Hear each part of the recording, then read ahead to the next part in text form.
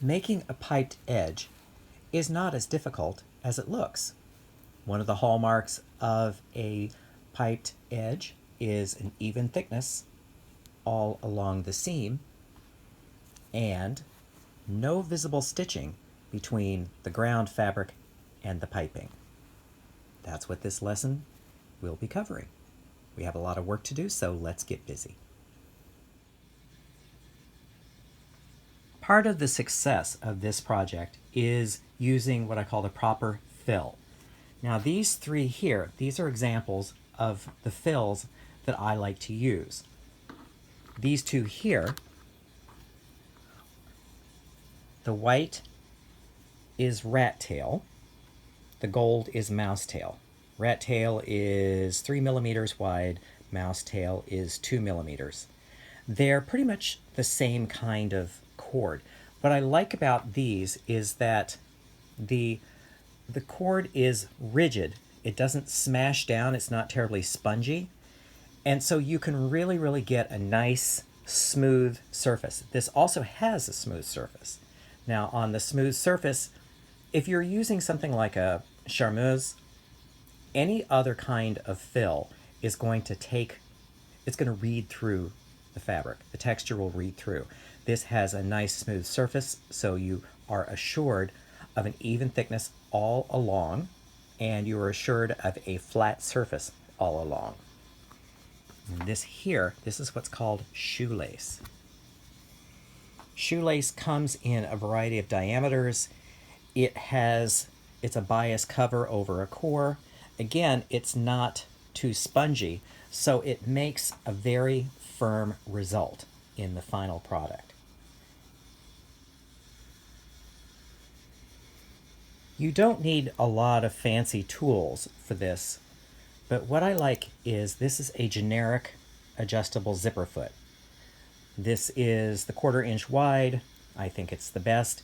Now, the reason I like this is that you turn the screw and you can adjust the foot to one side or the other of the needle, and you can adjust the foot so that the needle is either close in or right at the edge. You'll see this a little more as we go along. But this particular foot, this is on an adapter for Bernina. It's a generic foot. You can get it for most machines. So, generic adjustable zipper foot. Something you want to have.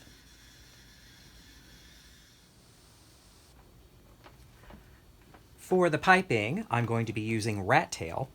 And so we're assuming a 5/8 of an inch seam. So the strips will be 1¼ to 1½ inches. I'm just going to say 1 3/8 just to split the difference.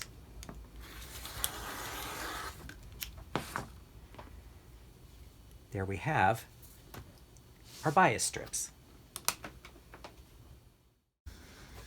Once you've cut your bias strips, you want to press them to relax the bias.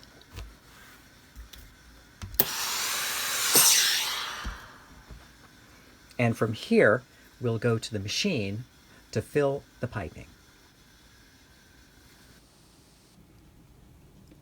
Before filling the piping, we want to adjust the foot so that the needle is as close into the little notch as possible, the zipper foot in position number 1. I tend to like using the left side of the foot to fill piping. Some people like to use the right side, but either way, the needle is as close to the inside of that curve as you can get. Now your stitch length for filling the piping is going to be 4 to 5. You don't need a short stitch here, you just need to hold it together. Next, we lay the fill, the rat tail, on the wrong side of the fabric, and we fold. We come in here, and sometimes if you want to put a pin in there, you can. Then we lower the foot. Now, the beauty of the rat tail is that it's a rigid cord, so you can really put the edge of the foot right up next to the cord. You don't have to worry about foot running over the cord. So you're going to get an even thickness all along the cord. So now when we sew, since the foot is in position number 1, not a final seam, when you look at the finished piping, you're going to have a little bit of slack. That's what you want, because the final seam is going to come in where my thumbnail is and be a little closer to the cord, so that all of the stitching you've used before the final seam goes into the seam allowance.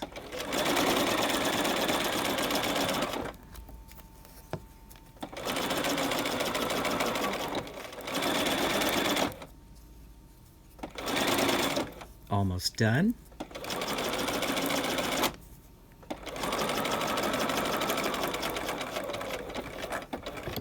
Okay, there we are. That is what we have. Our next step is to attach this to the body. So here we have our sample, and these are the right sides facing up, so I'm going to put it on the front side, and I'm assuming a 5/8 inch seam. Now this is one of those fun little things that people don't really realize, but the seam gauge here, that distance is 5/8. So what you can do, let me just zoom in because you really want to see this.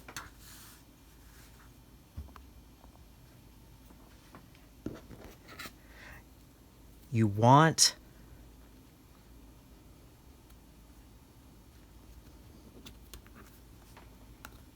see, if you notice, you can see down here that the edge of the seam gauge is a little bit past the stitching. That's what you want, because the final seam is actually going to land at the edge of the seam gauge. So when you're basting your piping down, if you're assuming a 5/8 inch seam allowance, you can use that little edge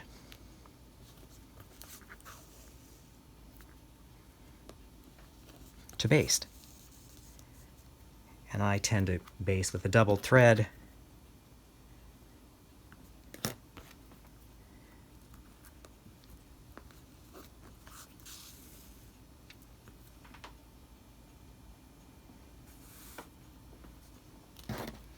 And especially on a curve, if you really want to tightly control where that piping falls, the best way really is to baste.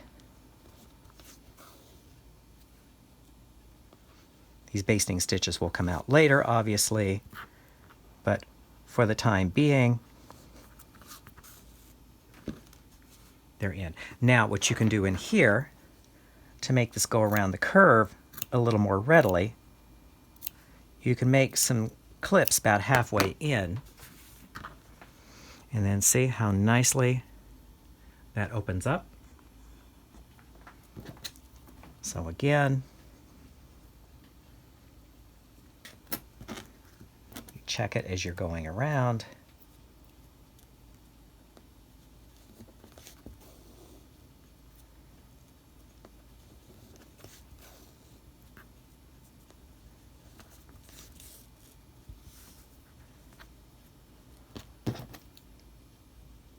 Yep, still good.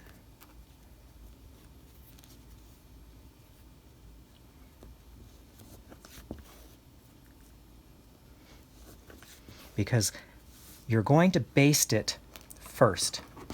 You want to baste it down. Then our next step will be at the machine, which you'll see in just a moment. So I'm going to go off camera and finish this, and I'll bring it back in just a moment.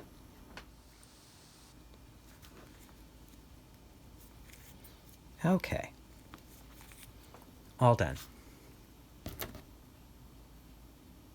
From here, we go over to the machine.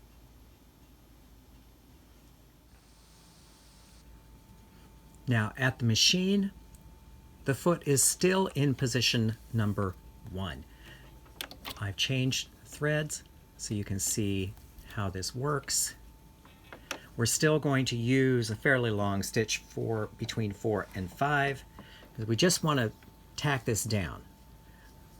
So again, when you're steering, you can put a little bit of pressure towards the right so that the foot will ride up against the fill in the piping. So this is position number 1. This is not the final seam. We're just nailing this down.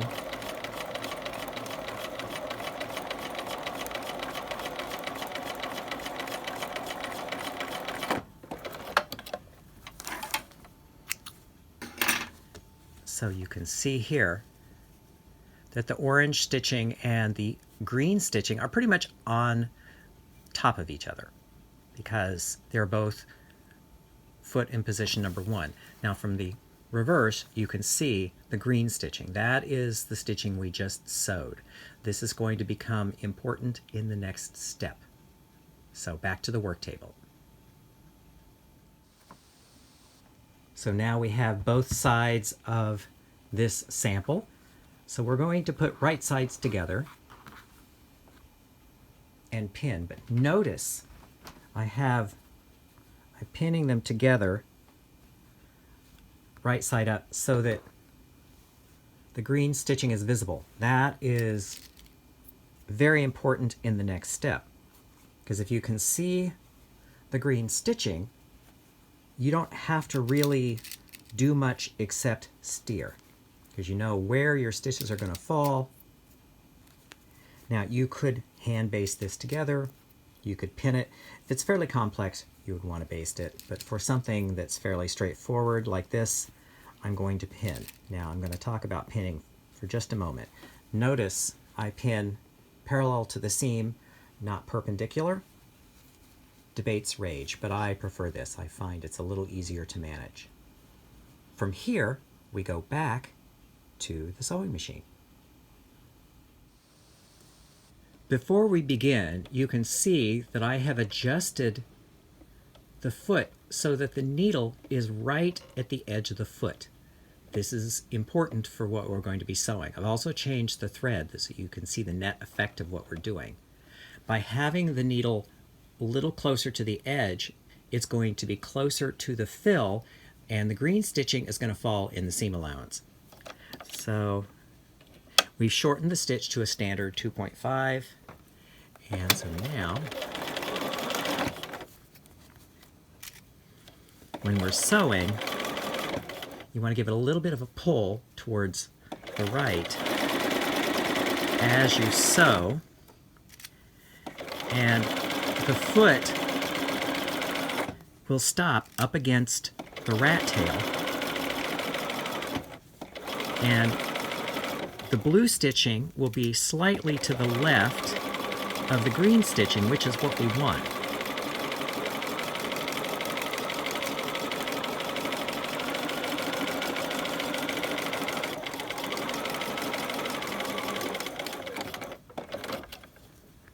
So let me show you the result.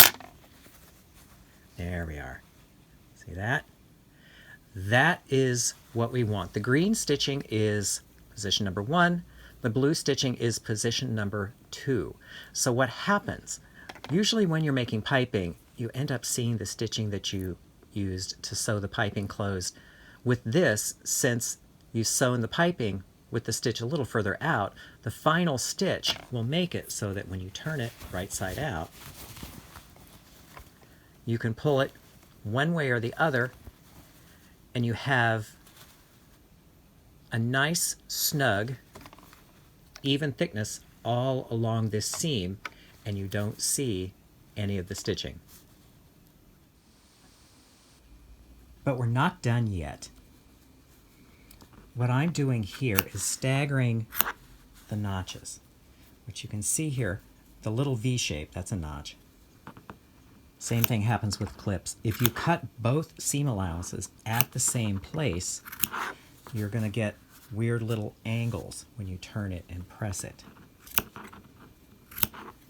And so, by staggering them so that they fall alternating, what that will do is that will ensure that your seam will press smoothly. So staggering your clips. And now let's turn this right side out. So it's starting to look like something. But it's not done yet. Off to the pressing table. We begin by just pressing the seam allowance. You don't want to press all the way on top because you could leave an impression of the rat tail on the outside. And here, from here, we're going to turn this right side out. And what I like to do, instead of just putting the iron down, is I like to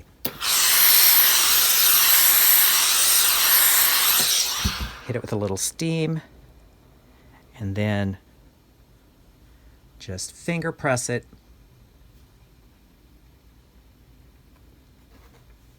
And then if you want to really flatten it out, then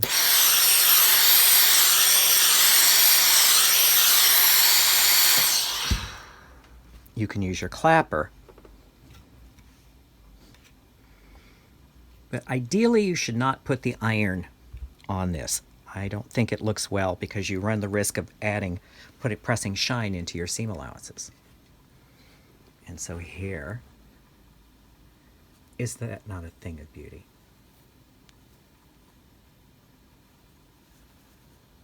Piping. That's how you do it.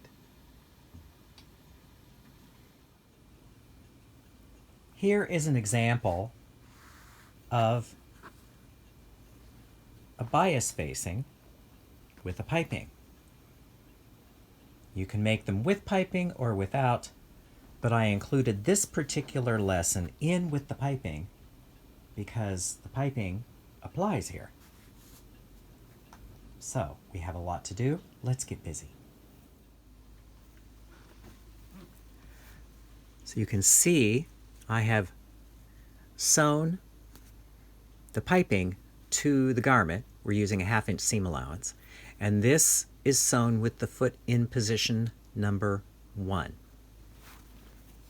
Also, what you can see here is I have a strip of fabric that is 5 inches wide cut on the bias. So that is double the finished hem allowance plus the seam allowance. So the first thing I want to do is press it to relax the bias, and then press it wrong sides together.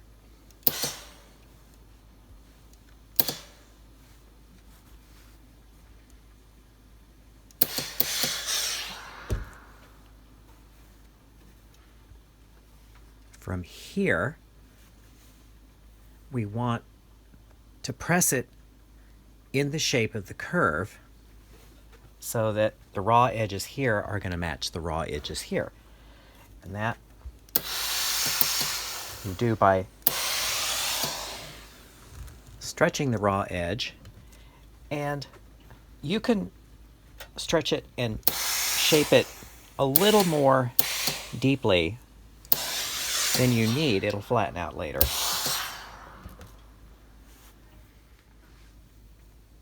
So here we are. Here we have the bias facing.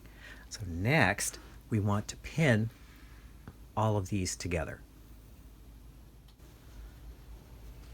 So I'm pinning, matching the raw edges of the bias strip with the garment.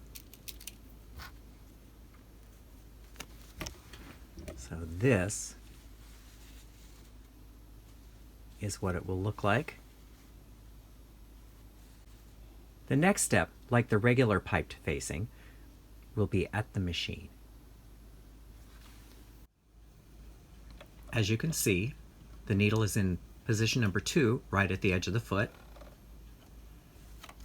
And we put the fabric in the machine. So you see the stitching facing up, and we work at a standard 2.5 stitch.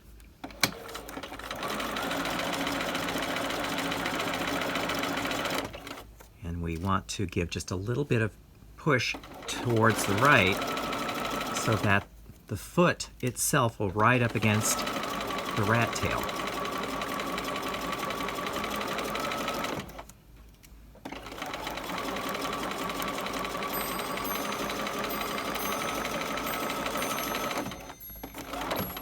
It's 3 o'clock, just so you know.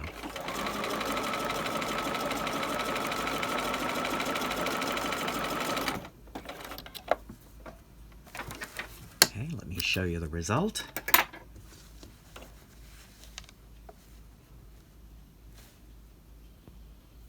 Now, off to the work table to trim. This is a cheat,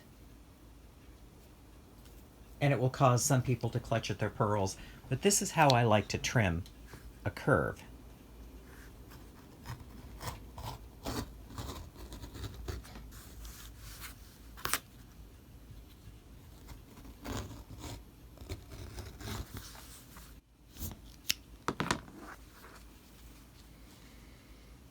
So if you pink this seam allowance, instead of notching it, it's going to turn much more evenly.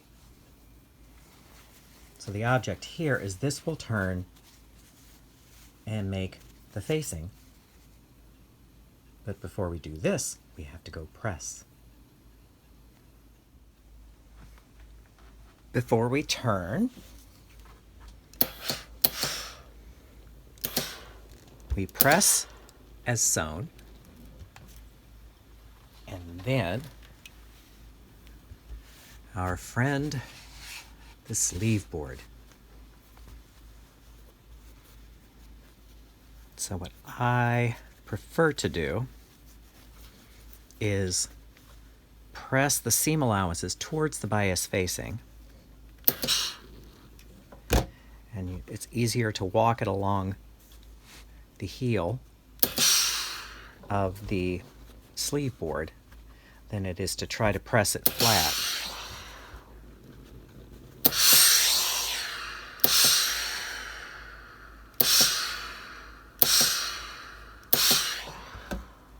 So we pressed everything towards the strip, and now we can turn it right side out.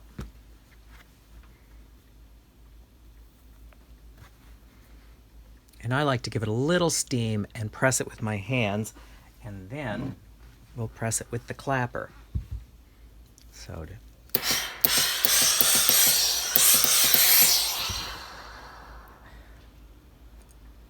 now the beauty of this is you don't have to favor it. It takes care of itself. So now that I have steamed it like so, just to get everything in place, now I'll come in with the steam and then the clapper.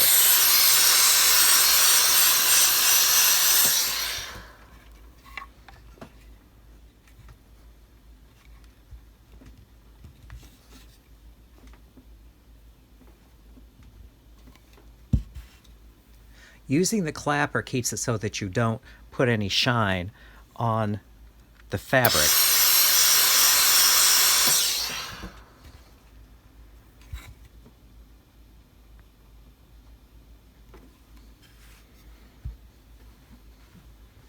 So here, get rid of that little crease there, because you don't want the creases on here.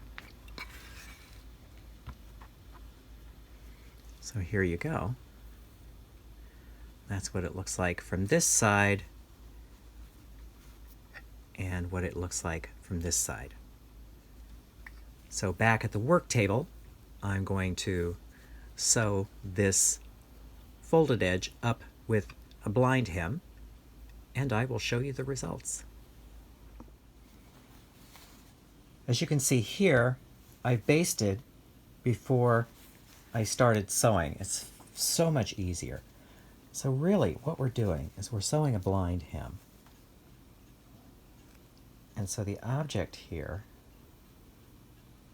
is to tunnel through, and when you're sewing, you want to be about 1/8 of an inch below the fold. You just catch the underlayer. You don't want it to show on this side.